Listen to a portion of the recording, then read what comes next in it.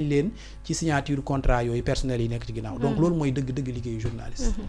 léegi bu ñu jógee assemblée nationale damay bëgg tamit nga rebondir tout ci par rebondir sax mais ñu waxtaan ci par rapport ak premier ministre Ousmane Sonko bi demoon seeti Azoura Fall ak kii di Kairé fee ci prison Rebeuss. waaw d'abord man awma benn certitude.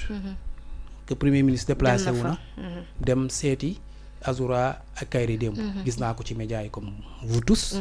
j'ai essayé de vérifier mais j'ai pas eu la certitude que le premier ministre s'est déplacé à Rebeuss. maintenant su fekkee def na ko pour man waru ko woon def à la veille du procès de Azoura. parce que du Ousmane Sonko président Pastef la nit ñi di gis. mais actuellement c'est le premier ministre. Et le premier ministre c'est le chef de l'administration sénégalaise. Le premier ministre c'est le chef du ministère public qui est en train actuellement de poursuivre Azoura. Le ministère public c'est le parquet. moom mooy poursuivre Azoura. donc tey jii bu fekkee yaay chef parquet bi. parquet bi di poursuivre Azoura la veille de son procès tu te rends à Rebeuss pour le voir. tu donnes aujourd'hui beneen image. un argument. ak sa opposition. bi wax ni tey jii da ngay teg pression. ci justice bi. ñu gis na sax ne Azoura dafa bénéficier liberté provisoire. waaw liberté provisoire bi. ça peut s'expliquer parce que après y a un papier boo xamante ni certificat médical bu ñu indi. juge bi moom moo càmbar ba xool ni kii. lii papier médical bi wax dëppawul ak moom ñu koy bàyyi muy continuer di nekk prison que dafa war a suivre traitement. ça c'est le fond moi je parle sur la forme. bu fekkee dans ce cas sax dogguma la. et sous réserve que.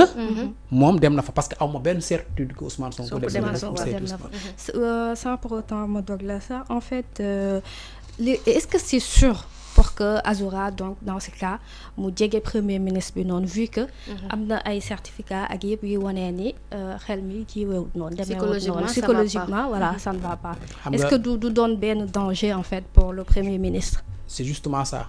soo xesee ba dem tribunal. présenter le papier c'est désormais officiel tout le monde va reconnaître Azoura comme quelqu'un d'instable mentalement et psychologiquement. donc dans ce cas précis léegi su ko nit ñi gisaatee muy ànd ak premier ministre bi.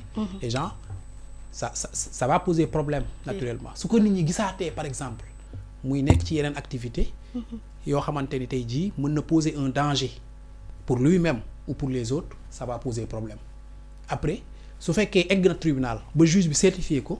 il faudra sur toute la forme ñu respecter li nga xamante ni tey jii juge bi moom la wax. mais après su génnaatee ñu koy gis ci yeneen te suivre traitement bi nga xamante ni tey jii moo adapté.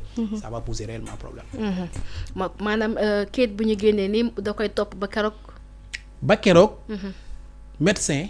di defaat diagnostic wax ni kii mën na defaat sàngam mën na bokkaat ci activité sàngam. mais actuellement comme kayit boobu moom moo ko génne prison kayit boobu moom moo koy privé. à ce que tey jii mu nekk ci entourage premier ministre moo koy privé à ce que tey jii mu yor oto di dawal.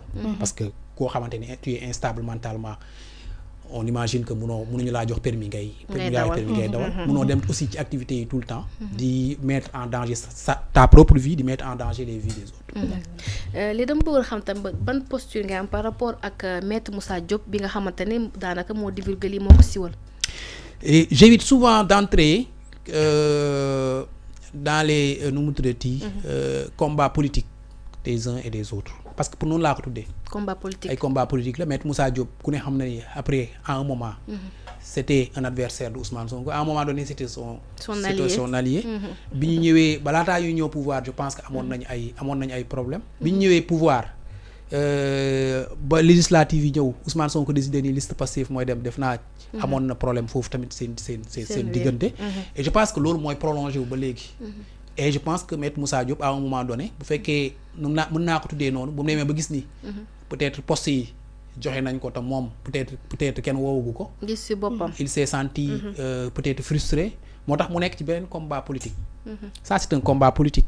frustration nga ko jàppee. pour man frustration la et il devra en assumer aussi toutes les conséquences. yi nga xamante ni tey jii moom moo ko ci mën a fekk. parce que plainte nañ ko tamit. mais encore une fois c'est entre politique. c'est un combat entre politique et comme terrain politique bi dafa xaw a glissant. da nga leen di bàyyi ñoom ñu mbëkkante seen biir ba pare. après li ciy découlé comme résultat. après nga mën ko analyser. waaw si sortie boobu si kii boobu sax lay des ak Azoura